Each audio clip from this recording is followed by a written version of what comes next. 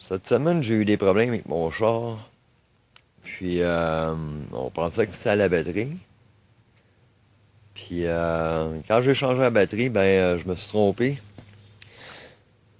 J'ai inversé les polarités. Fait que ça a fait sauter euh, ce qu'ils appelle un alternateur fuse de 120 ampères qui se trouve en arrière du positif. Ici. C'est ces fuses-là ici. Ça ressemble à ça. Fait que moi je l'avais ressoudé. J'ai réussi à faire marcher le char pendant une semaine. Ça l'a brisé. Mais je pensais que c'était l'alternateur. J'ai changé l'alternateur. Mais là, ce qui arrive, c'est que la fuse, elle tient pas. Fait que j'ai appelé chez Toyota. Je leur ai demandé pour le modèle du char, un Eco 2005, un alternateur fuse de 120 ampères. On me répond qu'ils n'ont pas ça en stock. Je peux comprendre. Fait que j'ai dit, tu peux me la commander. Il dit, oui, mais ça va me prendre le numéro de série. Chris, j'appelle chez Toyota. Lui, il a toute la documentation de ce char-là. Là. Il a rien qu'à pitonner son ordinateur, là, il va me le trouver, le numéro de série. Là.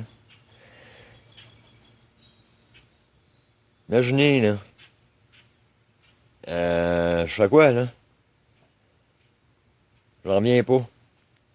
Puis, pas voulu m'aider plus que ça. Merci, bonjour, bye bye. J'en reviens pas comment est-ce qu'on a plus de service de nos jours. C'est l'enfer. Fait que c'est pas aujourd'hui qu'on va avoir un break. Bon ben salut la gang. Aujourd'hui, ça va être le filtre à air, la PCB valve. On va aussi nettoyer le airflow mass sensor, je pense que ça s'appelle. Là. Fait que je fais ça aujourd'hui. J'ai commandé mes trucks pour en arrière, m'envoyer ça soit à soir ou demain. Toujours débrancher le négatif de la batterie avant d'entreprendre les travaux. Douille 10 mm, là, je vais défaire la boîte du filtre à air. Encore une fois, les bottes de 10 mm. Tirer à la chute, ça travaille bien. Puis je vais en profiter pour enlever le connecteur ici du Master Flow qui est ici. Faut se rappeler les tuyaux qu'on les branche aussi, là. C'est important de les rebrancher. Ok, aujourd'hui, un throttle sensor à changer, puis en enlevant le throttle sur le l'intake, cette boîte-là est strippée. Elle tombe dans le beurre, strippée en arrière. Fait que là, il faut que je la coupe, il faut que je l'enlève. Là, toute la chair démanchée. Il faut que j'aille chercher des morceaux. J'ai cherché une mèche à métal, fait que je vais remonter ça bien vite. On va mettre une serre en C à la place, là. Puis après ça, je verrai. Fait que c'est pour aujourd'hui qu'on va avoir un break. Et finalement, la solution, là, ça a été de... ouais, c'est ça. J'ai mis une serre en C, là. La bonne méthode à la magoise, comme on dit. J'ai trop peur de percer là-dedans, là. Ça me tente pas de en mettre plus dans la marde, là. J'ai nettoyé ça ici. Oh, ça aurait pu être mieux fait, hein, je pense. Mais bon, j'ai enlevé bien du cambouis de là-dedans. On va remonter ça, puis je leur donne des nouvelles. Ah, j'ai refait la couette de fil qui est ici, qui était toute pourrite. Fait que ça, c'est une des grosses parties du problème, là. Fait que ça, été réparé et tout. Un matin, je revenais avec ça, avec ma couette de fil refaite, puis là, le RPM du véhicule, là, il fait sa job en masse.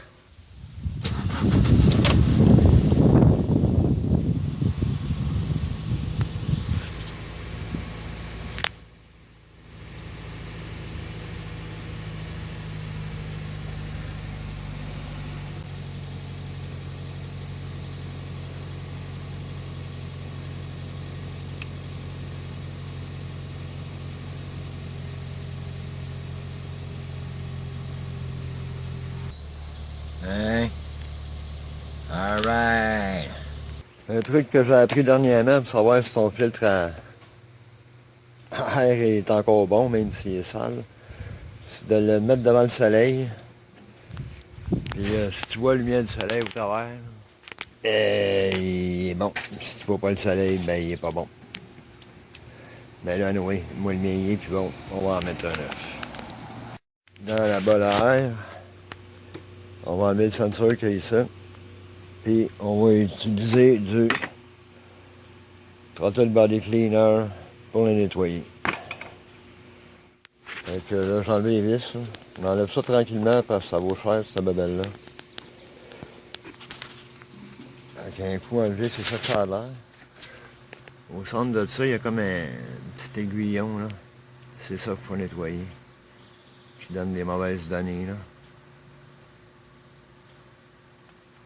Je sais pas si vous le voyez, ce petit là.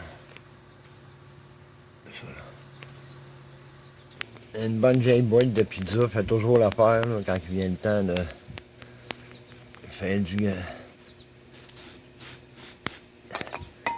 graissou.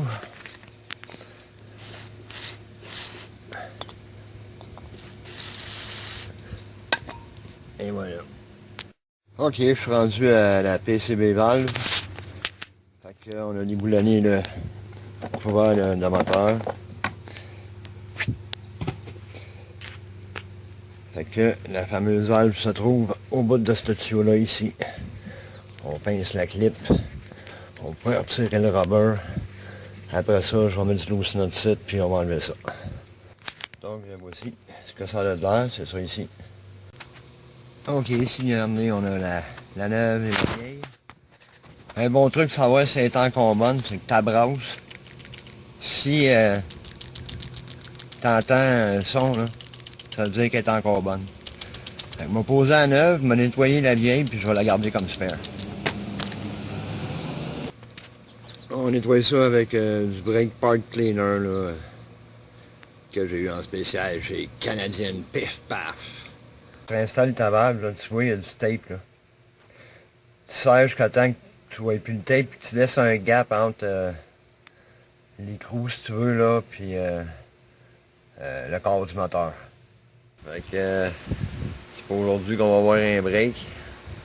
Aujourd'hui, toujours sur l'écho 2005, on travaille en dessous. On va taper ça, que ça soit beau, propre. Puis on regarde les spots où est-ce que c'est endommagé plus, là, puis on va réparer ça. Fait que c'est pour aujourd'hui qu'on va voir un break. Krusty. Il commence à être croustillant, les coups. Et en dessous, c'est pas mal percé, les rockers, là. Fait qu'il faut qu'on voie ça. Fait que c'est pour aujourd'hui qu'on va voir un break. Là, je vais mettre du rust converter partout sur le en dessous, là, ce que j'ai brossé avec une brosse d'acier avant, là. Enlever l'excédent de crasse puis de croûte, là. Là, je vais mettre du rust converter. Protéger le dessous du char, là. Parce qu'il n'y a pas de faux ailes, vous comprenez? Ok, comme prévu, on s'attaque à la suspension. Je voulais mettre du neuf, là, mais je me suis fait pogner, là, j'en ai un en avant qui a cassé. Fait que là, faut que j'improvise, faut que j'enlève ça. Fait que c'est pour aujourd'hui qu'on va voir un break. Je me suis trouvé des outils qui faisaient, parce que c'est des grosses noix de 19 mm. Mais ça va bien jusqu'à là. Ben du loose nut, et du guilou. Là, ça c'est en bas, en haut, sont défaites. J'en ai profité pour réparer le montant du système de wiper qui est cassé, ça, tu sais, c'est comme de l'acier moulé, là, qui est oxydé, il a cassé ici.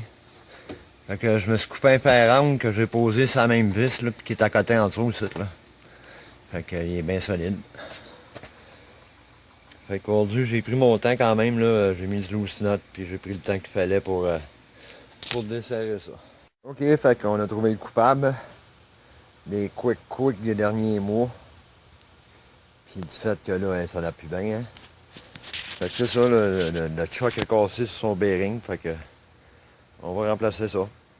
Fait que c'est pour aujourd'hui qu'on va avoir un break. Mais ça, c'est la strap que j'ai acheté aujourd'hui chez Daudelin. Là, je l'ai nettoyé, là. Je me suis arrangé pour faire tourner le bearing. Puis là, j'ai mis un peu de peinture pour qu'elle ait l'air moins fou, là. Fait que là c'est ça qu'il y a de l'air pour tout de suite, là.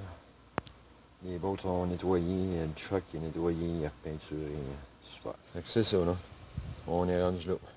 Fait que c'est pour aujourd'hui qu'on va avoir un break. Hier soir, quand je suis revenu de travailler, j'étais en train de souper. J'entendais des drôles de craquements, puis je venais voir les hors, ce que c'est que c'était. Ça ressemblait à des pétards. Puis à un moment donné, là, ça s'est mis à craquer. Crac, crac, crac, crac, là, un peu comme des feux d'artifice, là. Je m'en viens voir dehors. Mon érable a cassé.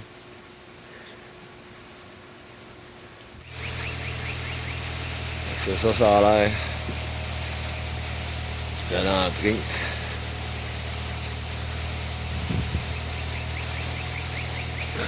C'est bien le voleur. Fait que c'est pour aujourd'hui qu'on va avoir un break. Ouais, bon, ben, j'ai pas chômé après-midi. J'ai sorti ma machette.